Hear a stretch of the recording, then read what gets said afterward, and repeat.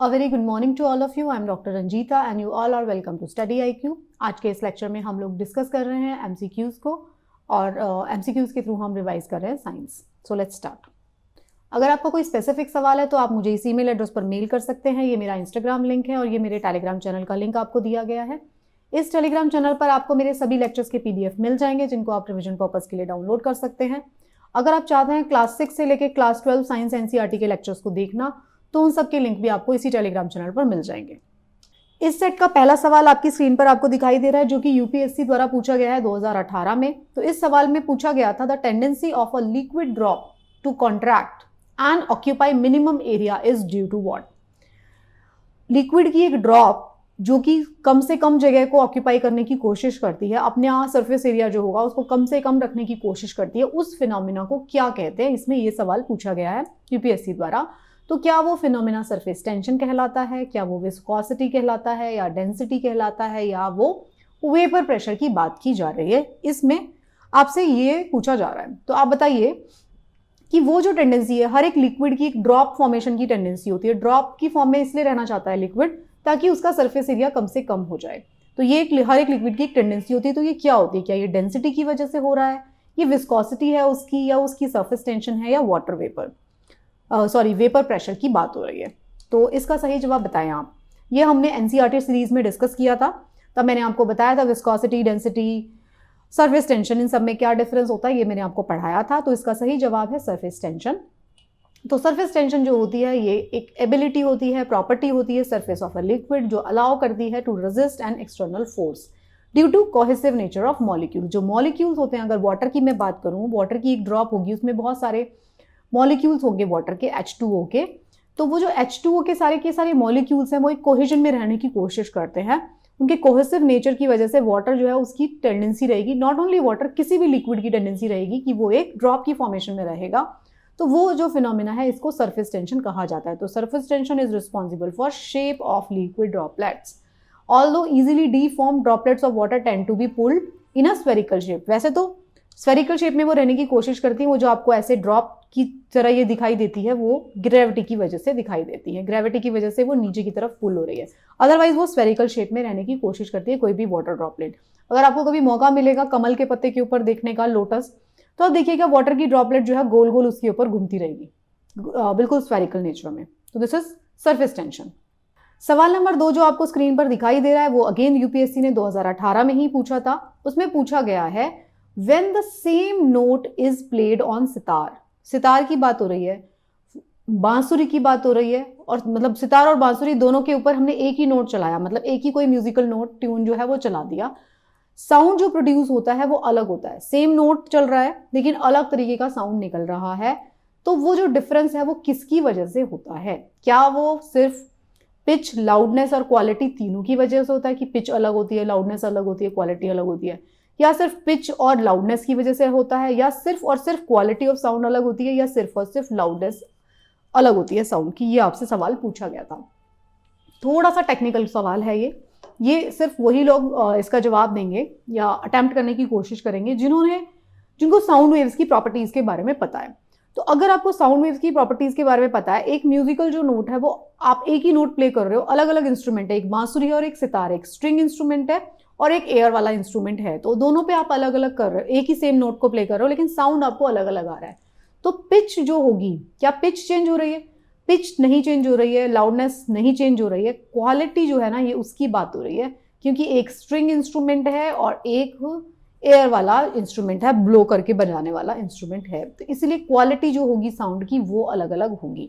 तो इसकी एक्सप्लेनेशन में भी आप देख सकते हैं, जो म्यूजिकल नोट होते हैं हैज सेम पिच। अगर एक म्यूजिकल नोट है तो उसकी पिच सेम रहेगी, उसकी लाउडनेस भी सेम रहेगी अक्रॉस डिफरेंट म्यूजिकल इंस्ट्रूमेंट्स। सिर्फ कहाँ पे चेंज आएगा? उसकी क्वालिटी में चेंज आएगा। क्वालिटी जिसको हम टिम्बर कहते हैं। अगर आप एक वॉइस की, एक साउंड वेव की क्वालिटी की बात करते हैं तो उसकी टिम्बर की बात होती है।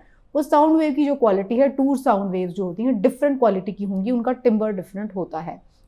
सेम लाउडनेस होगी, सेम पिच होगी, लेकिन अलग तरीके से आपको सुनाई देगी। बांसुरी की आवाज़ एकदम अलग होती है, सितार की आवाज़ एकदम अलग होती है।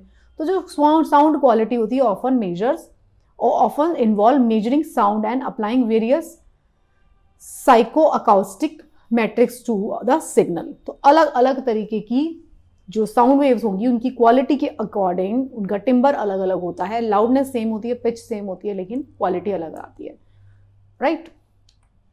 तीसरा सवाल जो है आपकी स्क्रीन पर आपसे पूछा जा रहा है about which device is used to measure radioactivity. तो रेडियो एक्टिविटी मेजर करने के लिए कौन सा डिवाइस यूज किया जाता है।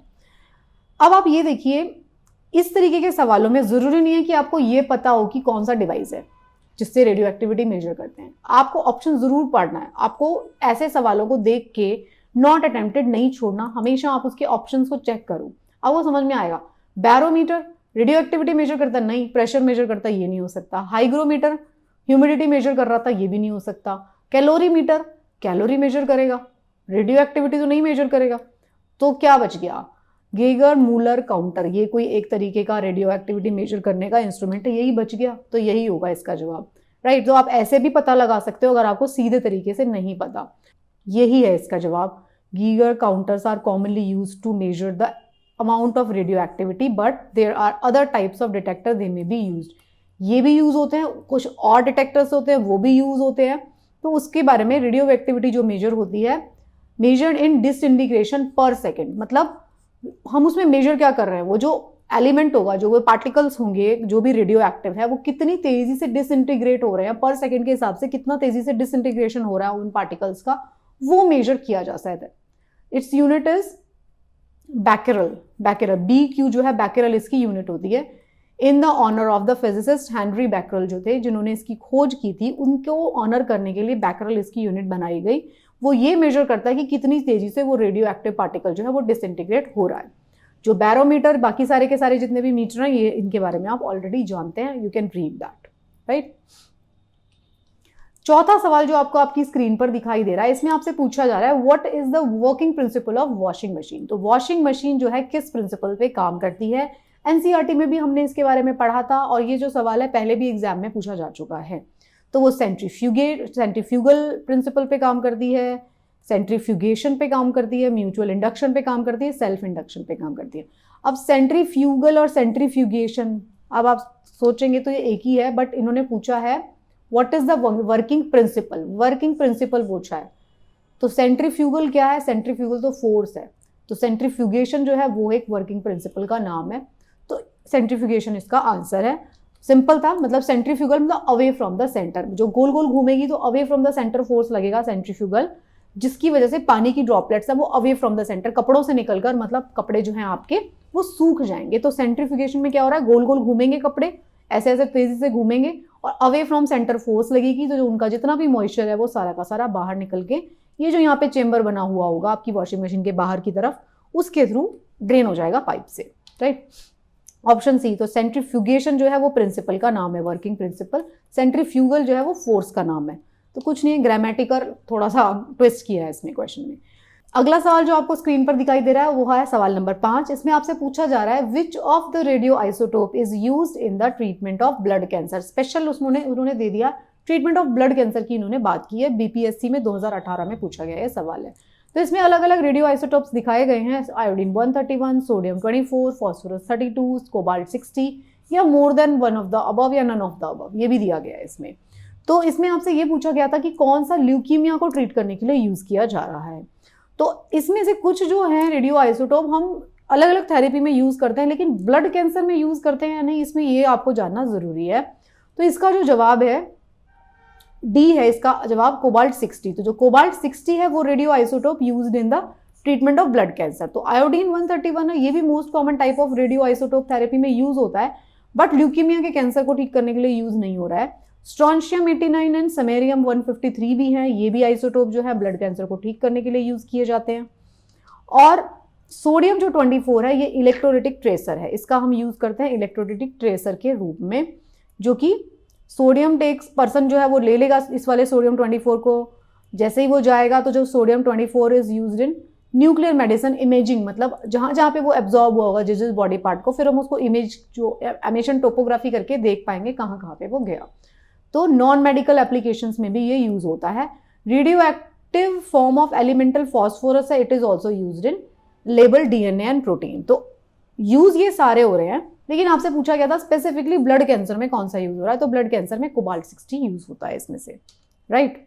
अगला सवाल है आपकी स्क्रीन पर जो आपको दिखाई दे रहा है वो है सवाल नंबर 6। तो इसमें आपसे पूछा जा रहा है what is the major constituent of gobar gas. तो इसमें गोबर गैस के बारे में आपसे पूछा गया है। तो गोबर गैस का मेन कॉन्स्टिट्यूएंट इसमें से पूछा जा रहा है, एनसीईआरटी का सवाल है। कार्बन डाइऑक्साइड इसका मेन कॉन्स्टिट्यूएंट होता है, मीथेन होता है, सल्फर होता है या नाइट्रोजन होता है, ये आपसे पूछा गया है। कौन सा इसमें से मेन कॉन्स्टिट्यूएंट है गोबर गैस का। तो हमने एनसीईआरटी में पढ़ा था, सिंपल सवाल है। मीथेन जो है इसका मेन कॉन्स्टिट्यूएंट है। कार्बन डाइऑक्साइड भी प्रेजेंट होती है लेकिन मीथेन बेसिकली प्रेजेंट होती है। तो बायोगैस जो होगा 3 गैसेस का कॉम्बिनेशन है, methane, hydrogen and carbon dioxide. Methane जो है इसमें से इज जनरेटेड बाय डीकम्पोजिशन, इसमें 55 से 65% मीथेन होती है, 30 से 35% इसमें कार्बन डाइऑक्साइड होती है और कुछ इसमें हाइड्रोजन नाइट्रोजन के ट्रेसेस भी होते हैं। तो जो गोबर गैस है जो कि हम मतलब जो एनिमल, जो कैटल जो रियर करते हैं उनका जो डंग होता है उसको डाल के और जितना भी ऑर्गेनिक वेस्ट होता है उसको डाल के तब प्रोड्यूस करते हैं। तो इसका मेजर कॉन्स्टिट्यूएंट मीथेन हो सकता है। फिर बात है कि कॉम्पोजिशन अगर बायोगैस की varies depending upon the origin of anaerobic digestion process. Biogas जो है वो एनवायरमेंटल फ्रेंडली है, ठीक है। अगर आप बायोगैस की कॉम्पोजिशन की बात करते हैं तो you can see this chart. इस चार्ट में आपको दिखाया गया है मीथेन गैस है, फिर कार्बन डाइऑक्साइड है और फिर अदर गैसेज हैं। जो मिथेनोजन्स होते हैं, हमने लास्ट क्लास में पढ़ा था मिथेनोजन्स के बारे में। तो मिथेनोजन्स क्या होते हैं, उस तरीके के माइक्रो ऑर्गेनिजम्स होते हैं जो कि मीथेन प्रोड्यूस करते हैं। फिर हमने ये भी देख सकते हैं इसमें बायोगैस का यूज क्या क्या होता है। ओके, अगला सवाल जो आपको स्क्रीन पर दिखाई दे रहा है सवाल नंबर 8। इसमें पूछा जा रहा है iron is prevented from rusting by coating with zinc. तो आयरन जो है, जो लोहा है, उसको हम प्रिवेंट करते हैं रस्टिंग जो प्रोसेस होता है। रस्टिंग प्रोसेस क्या है, रस्टिंग प्रोसेस जो है उसका ऑक्सीजन की और मॉइस्चर की प्रेजेंस में जो है रस्ट फॉर्मेशन उसमें हो जाती है। तो उसको बचाने के लिए हम क्या कर रहे हैं, तो उस प्रोसेस को क्या कहते हैं, उसे कंडेंसेशन कहते हैं, इवेपोरेशन कहते हैं, रिडक्शन कहते हैं या गैल्वेनाइजेशन कहते हैं। स्पेशल इसमें पूछा गया है जिंक की कोटिंग करने को। तो ये एनसीईआरटी का सवाल है। तो इसमें हमने पढ़ा था, जब एनसीईआरटी हम पढ़ रहे थे, तो जब जिंक की कोटिंग की जाती है आयरन के ऊपर उसको रस्टिंग से बचाने के लिए, तो उस प्रोसेस को हम कहते हैं गैल्वेनाइजेशन। तो this was a direct question from the NCERT.